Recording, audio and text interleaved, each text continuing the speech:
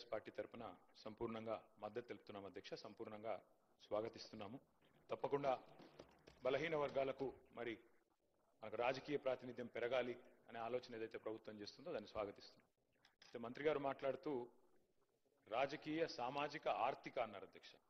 నాకు తెలిసినంత వరకు ఈ బిల్లులో కేవలం రాజకీయ అవకాశాలకు సంబంధించే ఉంది తప్ప ఇందులో మరి సబ్ ప్లాన్ పెట్టి కనీసం డబ్బులు ఇచ్చినట్టయితే లేదా మీరు బీసీ డిక్లరేషన్లో చెప్పినట్టు మిగతా ఆర్థిక పరమైన అంశాలు ఏమైనా ఉన్నాయని చూశారు అధ్యక్ష. బిల్లు అయితే ఏం లేవు.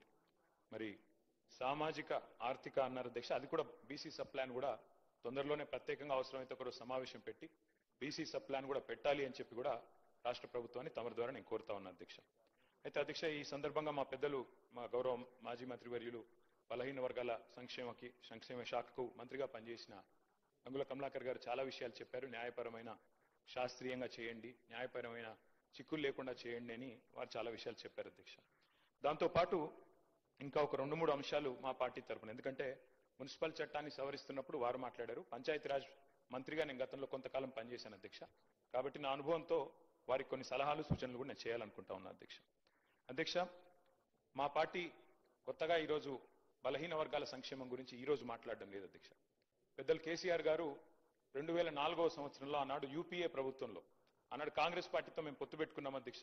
పొత్తు పెట్టుకున్న తర్వాత ఆ రోజు యూపీఏ ప్రభుత్వంలో భాగస్వామిగా కూడా దాదాపు సంవత్సరంన్నర కాలం మంత్రిగా కూడా కేంద్ర కేబినెట్ మంత్రిగా కూడా కేసీఆర్ గారు పనిచేసినారు. ఆ సమయంలో అధ్యక్ష 2004 డిసెంబర్ 17 నేను డేట్తో సహా చెప్తా ఉన్నాను. ఆ రోజు కేసీఆర్ గారు ఇక్కడ తెలంగాణ నుండి ఆనాడు ఆంధ్రప్రదేశ్ నుండి మన బలహీన వర్గాల సంక్షేమ నాయకులు ఎవరైతే ఉన్నారో బీసీ సంక్షేమ సంఘం జాతీయ అధ్యక్షుడిగా ఉన్న ఆర్ కృష్ణయ్య గారిని వారి ప్రతినిధి బృందం మొత్తాన్ని కూడా ఆ రోజు ప్రధానమంత్రి మన్మోహన్ సింగ్ గారికి ఫోన్ చేసి వారి కార్యాలయానికి ఫోన్ చేసి అపాయింట్మెంట్ తీసుకొని, సార్ బలహీన వర్గాల సంక్షేమం మీద మాట్లాడాలి, మీరు కొద్దిగా సమయం ఇవ్వండి, ఏదో మెమరాండం ఇచ్చి 5 నిమిషాల్లో పోవడానికి కాదు, మాకు కొద్దిగా సమయం కావాలి అంటే ప్రధానమంత్రి మన్మోహన్ సింగ్ గారు కూడా టైం ఇచ్చినారు అధ్యక్ష. దాదాపు 45 నిమిషాలు టైం ఇస్తే గంటన్నర పాటు సమావేశం జరిగింది అధ్యక్ష. ఈరోజు మన బీసీ కమిషన్ మాజీ చైర్మన్ గా ఉన్న వకులాభరణం కృష్ణమోహన్ రావు గారు కూడా అందులో ఉన్నారు ఆ ప్రతినిధి బృందంలో. అట్లాగే ఆర్ కృష్ణయ్య గారు వీరందరూ కూడా ఉన్నారు. ఆ రోజు కేంద్ర మంత్రిగా కేసీఆర్ గారు డిమాండ్ చేసింది అధ్యక్ష ఆనాటి ప్రధానమంత్రి గారిని, సార్ ప్రతి రాష్ట్రంలో బలహీన వర్గాల సంక్షేమ శాఖ ఉంది, బీసీ వెల్ఫేర్ మినిస్ట్రీ ఉంది, దానికి బడ్జెట్ కేటాయింపులు ఉన్నాయి. ఆ రకంగా బలహీన వర్గాల సంక్షేమం కోసం ప్రతి రాష్ట్రంలో భారతదేశంలో ఏదో కార్యక్రమం జరుగుతూ ఉంది. కానీ కేంద్రంలో ఓబీసీ వెల్ఫేర్ మినిస్ట్రీ లేదు, ఓబీసీ వెల్ఫేర్ మంత్రిత్వ శాఖ లేదు. పెడితే చాలా బాగుంటుంది. అప్పుడు ఏమవుతుందంటే అనుసంధానం చేసుకొని ఓబీసీ అక్కడ కేంద్రంలో ఉన్న మంత్రిత్వ శాఖ, రాష్ట్రంలో ఉండే మంత్రిత్వ శాఖలు కలిసి పనిచేస్తే మరింత మేలు చేయవచ్చు, ఓబీసీ మంత్రిత్వ శాఖ పెట్టండి అని మొట్టమొదటిసారిగా భారతదేశంలో మరి ఒక కేంద్ర మంత్రిగా ప్రధానమంత్రి గారి దృష్టికి తీసుకుపోయిన నాయకుడు మా నాయకుడు కేసీఆర్ గారు అనే మాట నేను మీకు గుర్తు చేస్తా ఉన్నాను అధ్యక్ష. అట్లాగే అధ్యక్ష పార్టీ పెట్టిన కొత్తలోనే బీసీ పాలసీ తెచ్చి కొంత మరి మా పార్టీ విధానాల్లోనే బీసీ పాలసీ అంటూ తీసుకొచ్చింది కూడా ఆనాడు టీఆర్ఎస్ అధ్యక్ష. రాష్ట్రం ఏర్పడ్డది అధ్యక్ష. చాలా మంది పెద్దలు చెప్తా ఉంటారు కేసీఆర్ గారి నాయకత్వంలో ప్రజా ఉద్యమం నిర్మాణం జరిగింది, అందులో అందరం కూడా పాల్గొన్నాం. ఈ హౌస్ లో ఉన్న వాళ్ళలో కూడా చాలా మంది ఉన్నాం. అందులో భాగంగానే ఆనాడు పార్టీలకు అతీతంగా పోరాడితే అల్టిమేట్ గా తెలంగాణ సిద్ధించింది. తెలంగాణ వచ్చిన తర్వాత అధ్యక్ష 2014లో మొట్టమొదటిసారి ఇక్కడ శాసనసభ కొలువు తీరిన తర్వాత తమరు కూర్చున్న స్థానంలో అధ్యక్ష అక్కడ కూర్చున్నది శ్రీకొండ మధుసూనాచారి గారు, బలహీన వర్గాల బిడ్డ స్పీకర్ గా. ఇక్కడ కౌన్సిల్లో శ్రీ కనకమామిడి స్వామి గౌడ్ గారు, అక్కడ చైర్మన్ గా స్వామి గౌడ్ గారు, ఇక్కడ మొట్టమొదటి స్పీకర్ గా మరి మధుసూనాచారి గారిని కూడా చేసుకున్నది ఆనాడు టీఆర్ఎస్ ప్రభుత్వం అధ్యక్ష. అట్లాగే ఫస్ట్ టైం అధ్యక్ష చరిత్రలో, ఉమ్మడి ఆంధ్రప్రదేశ్ చరిత్రలో, ఇందాక పాయల్ శంకర్ గారు మాట్లాడుతూ అన్నారు అడ్వకేట్ జనరల్ ఎన్నడూ కాలేదు అని, దాన్ని కూడా మార్చి తిరగరాసి మొట్టమొదటి అడ్వకేట్ జనరల్ బలహీన వర్గాల బిడ్డను చేసింది కూడా కేసీఆర్ గారి ప్రభుత్వం. బిఎస్ ప్రసాద్ గారు వారిని ఆనాడు మొట్టమొదటి ఏజీగా నియమించింది కూడా కేసీఆర్ గారి ప్రభుత్వం అధ్యక్ష. ఇందాక కొంతమంది మిత్రులు మాట్లాడితే ఇంకేదో అన్నారు, నేను దాని జోలికి ఎక్కువ పోను. కానీ ఇవాళ కూడా మా పార్టీకి 3 ప్రోటోకాల్ పొజిషన్లు ఉన్నాయి సార్ రాష్ట్రంలో. ఒకటి శాసనసభలో ప్రతిపక్ష నాయకుడిగా కేసీఆర్ గారు ఉన్నారు, అక్కడ శాసన మండలిలో ప్రతిపక్ష నాయకుడిగా మధుసూనాచారి గారు ఉన్నారు, అట్లాగే శాసన మండలిలో డిప్యూటీ చైర్మన్ గా బండా ప్రకాష్ గారు ఉన్నారు. అంటే 3 ప్రోటోకాల్ పొజిషన్స్ ఉంటే అందులో 2 బీసీ బిడ్డలకిచ్చి మా పార్టీ నిబద్ధతను చాటుకున్నామనే మాట కూడా నేను వారికి విజ్ఞప్తి చేస్తా ఉన్నాను అధ్యక్ష. అట్లాగే అధ్యక్ష మా ప్రభుత్వం ఉన్నప్పుడు చట్టసభల్లో మేము 2 సార్లు తీర్మానం చేశాం అధ్యక్ష. ఇక్కడ శాసనసభలో, అక్కడ శాసన మండలిలో 2 తీర్మానాలు చేసి పంపించినాం ఏకగ్రీవంగా. ఆ రోజు కాంగ్రెస్ పార్టీ కూడా మాకు మద్దతు పలికింది. శ్రీధర్ బాబు గారు, బట్టి విక్రమార్క గారు ఆనాడు ఇక్కడ ఉన్నారు, వారు మద్దతు పలికినారు అధ్యక్ష. ఒక తీర్మానం ఏం చేసినాం అధ్యక్ష, మేము సెన్సస్ తో పాటు 2021లో చేయబోయే సెన్సస్ తో పాటు జనగణనతో పాటు కులగణన కూడా చేయండి అని మొట్టమొదటిసారి రాహుల్ గాంధీ గారు మాట్లాడే కంటే ముందే కులగణన గురించి మాట్లాడిన మొట్టమొదటి ప్రభుత్వం తెలంగాణ ప్రభుత్వం ఆనాడు కేసీఆర్ గారి నాయకత్వంలోనే మాట కూడా నేను గుర్తు చేస్తా ఉన్నాను. తీర్మానం కూడా మీ రికార్డులో ఉంటుంది సార్. జాతీయ స్థాయిలో చేయాలని చెప్పాము, తర్వాత ఏం చేసామో కూడా చెప్తాను సార్.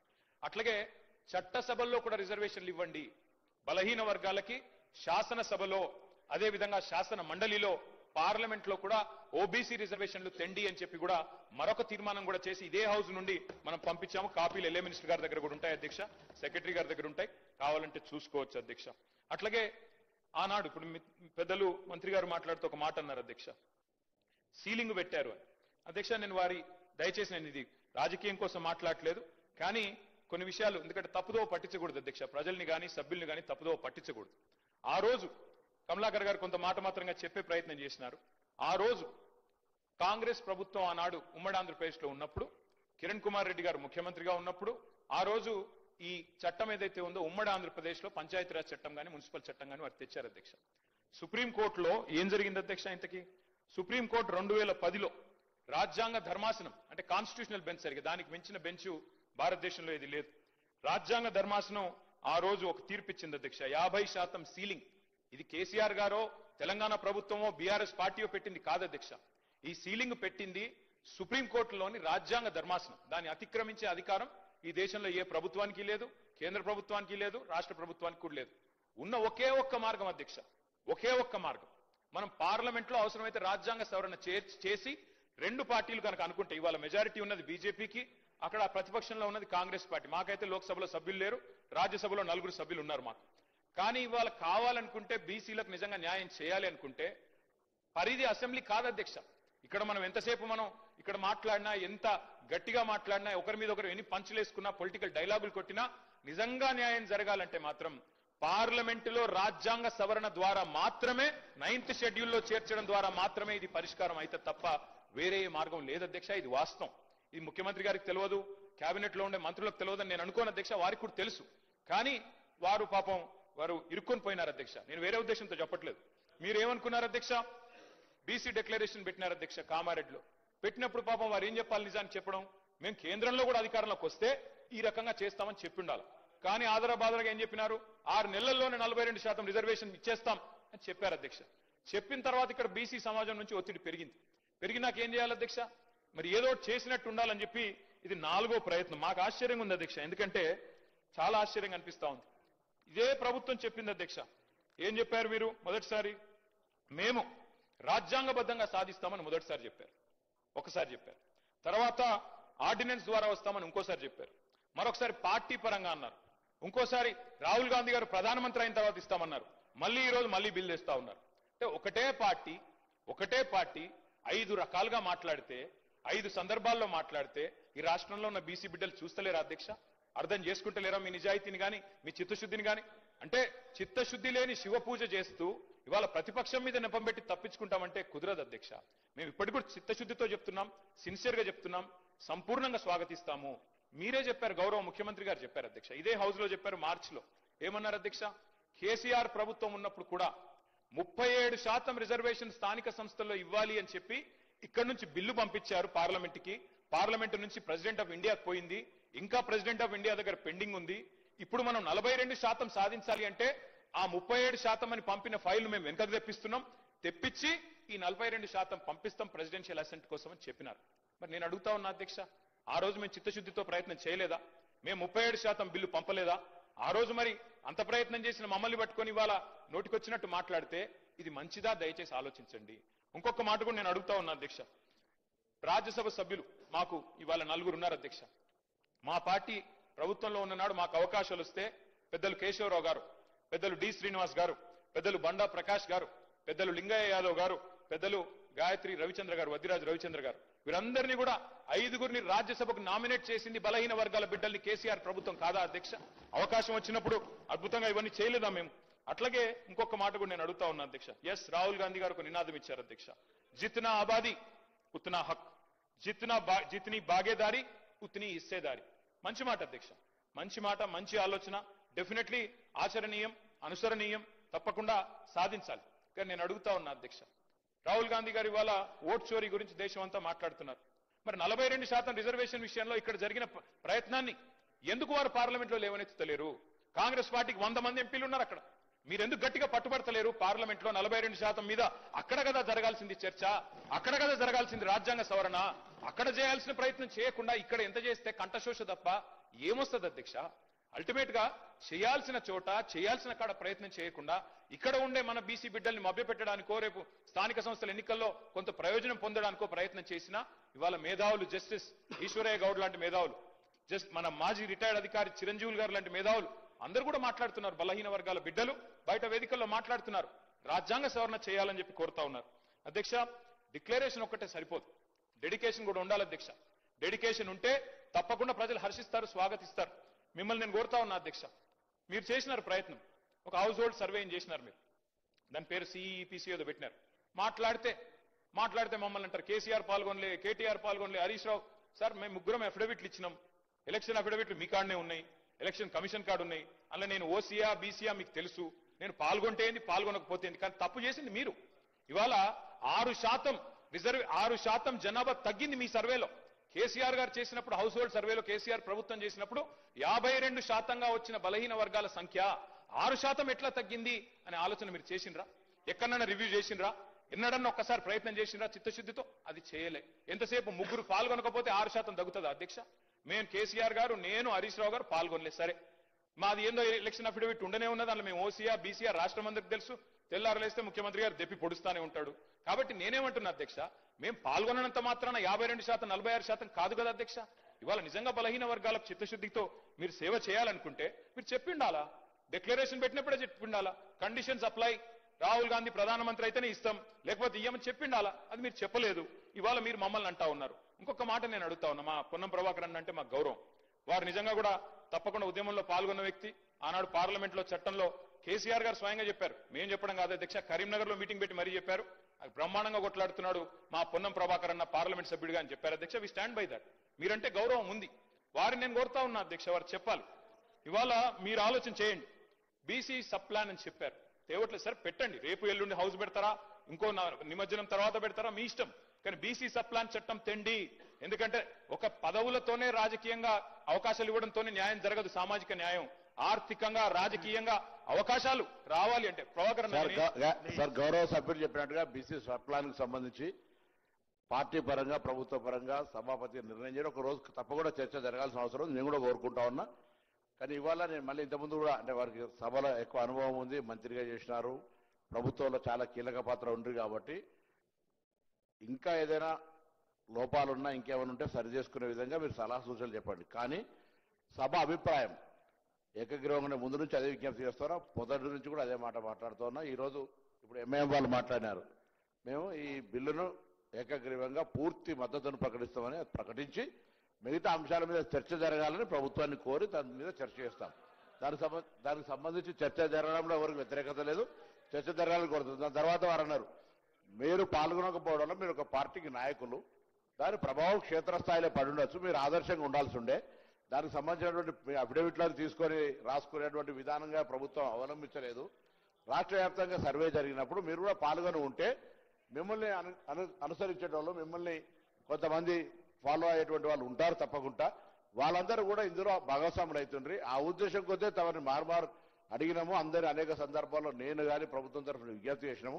మీరు పాల్గొనలేదని చెప్తారు, పాల్గొని ఉంటే వాస్తవంగా జరిగింది ఏంది అధ్యక్ష? ఆనాడు బీసీ రిజర్వేషన్ల విషయంలో కేసీఆర్ గారి ప్రభుత్వం ఏం చేసింది అధ్యక్ష? ఆ రోజు మేము మరి 2000 నేను సరిగ్గా ఇది చెప్తాను సార్, ఆర్టికల్ 243D6T6 ప్రకారం బీసీ రిజర్వేషన్లు రాష్ట్రాలే ఇచ్చుకోవచ్చు అని చెప్పి మాకు ఆదేశాలు మేము ఇచ్చాం, వచ్చినాయి అధ్యక్ష. వచ్చిన తర్వాత 2018లో కేసీఆర్ గారి ప్రభుత్వం ఆనాడు ఉంటే, టీఆర్ఎస్ ప్రభుత్వం ఉంటే, దాన్ని అనుసరించే మనం కొత్త పంచాయతీరాజ్ చట్టం తెచ్చాము. స్థానిక సంస్థల్లో మొదలు 34% రిజర్వేషన్ కూడా కల్పించుకున్నాం. జీవో నంబర్ 396 ఆ రోజు ప్రభుత్వం, ఇప్పుడు మీ దగ్గర ప్రభుత్వంలో ఇవన్నీ కూడా ఉంటాయి చూసుకోండి, 396 ఇచ్చారు అధ్యక్ష కేసీఆర్ గారి ప్రభుత్వం, 34% రిజర్వేషన్ కల్పిస్తూ. అయితే వెంటనే ఇక్కడ నేను ఈ విషయం వాస్తవంగా చెప్పొద్దు అనుకున్నాను అధ్యక్ష, కానీ చెప్పక తప్పట్లేదు. ముఖ్యమంత్రి గారు మరి సభ్యులను రాష్ట్రాన్ని తప్పుదోవ పట్టించినప్పుడు చెప్పక తప్పదు. వెంటనే ఆ రోజు తెలంగాణ ప్రభుత్వం కేసీఆర్ గారి నాయకత్వంలో జీవో నంబర్ 396 ఇచ్చి ఆ రోజు బలహీన వర్గాల బిడ్డలకు మనం న్యాయం చేసే ప్రయత్నం చేస్తే స్థానిక సంస్థల్లో ఒక గోపాల్ రెడ్డి అనే ఒక వ్యక్తి మహబూబ్ నగర్ జిల్లాకు సంబంధించిన వ్యక్తి అధ్యక్ష హైకోర్టుకు పోయారు, దీన్ని అడ్డుకున్నారు అధ్యక్ష. ఎవరు అధ్యక్ష ఈ గోపాల్ రెడ్డి గారు? ముఖ్యమంత్రి గారికి సన్నిహిత బంధువు, అదేవిధంగా కాంగ్రెస్ పార్టీ నాయకుడు. ఆయన పోయి ఆ రోజు కోర్టుకు పోయి అడ్డుకున్నారు అధ్యక్ష. అడ్డుకోవడం వల్లనే ఆ రోజు కాంగ్రెస్ పార్టీ చేసిన నిర్వాకం వల్లనే ఇది జరిగింది. నేను గౌరవనీయులు కేటీఆర్ గారిని కోరుతా ఉన్నాం. ఇది మేము కూడా ఒకటి అప్పీల్ చేయడం జరిగింది అధ్యక్ష. మేము ఆ మున్సిపల్ బిల్కి సంబంధించి కానీ ఇప్పుడు సీతక్క గారు కూడా ఒక అప్పీల్ చేయడం చాలా ఇంపార్టెంట్ బిల్కి సంబంధించి. ఇప్పుడు ఆరోపణలు ప్రత్యారోపణలు చేయాలనుకుంటే వేరే డిస్కషన్. సార్ ఈరోజు నేను చెప్తా ఉన్నాం అధ్యక్ష, దానికి సంబంధించి మీరు వేరే రూపంలో పోయి దీన్ని ఆపు చేయకుండా ప్రయత్నం చేయాలని అందరినీ కోరిన, మిమ్మల్ని కోరిన, ఎవరిని కాదు, అందరినీ కూడా ఎవరన్నా ఈరోజు ఈ బిల్లు ప్రవేశపెట్టిన తర్వాత ఏదో రూపంలో పోయి దీన్ని కాంగ్రెస్ ప్రభుత్వానికి మంచి పేరు రాదు. కాంగ్రెస్ ప్రభుత్వం అని కాదు, బలహీన వర్గాలకు సంబంధించి దయచేసి ఇంతకుముందు మా సహచరులు పొన్నం ప్రభాకర్ గారు చెప్పినట్టు మీరు ఆమోదం తెలుపుతా ఉన్నారో లేదో అని రెండు విషయాలు చెప్పి ఈ బిల్లును మనం పాస్ చేసుకుంటే బాగుంటుందని మా అభిప్రాయం. అదే మా సలహా, మా సూచన కూడా కోరుతా ఉన్నాను అధ్యక్ష.